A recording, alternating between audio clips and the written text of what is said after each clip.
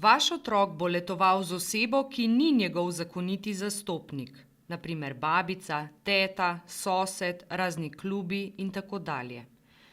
Že pred odhodom na letovanje morate kot zakoniti zastopnik ali skrbnik otroka, na primer mati, podpisati posebno izjavo, ki je v prilogi 2, da bo vaš otrok koristil bon po tretji osebi.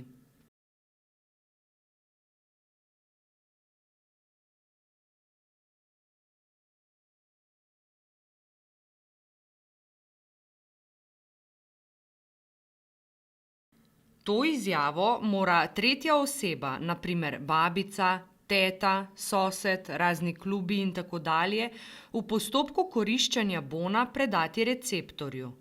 Otrok naj ima s seboj svoj identifikacijski dokument. Tretja oseba bo receptorju povedala, da bi rada koristila bon tudi za omenjenega otroka in se ravnala po navodilih receptorja. Tretja oseba bo zase in za omenjenega otroka izpolnila le en obrazec, ki je v prilogi 1, ki ga bo lahko prejela tudi pri receptorju.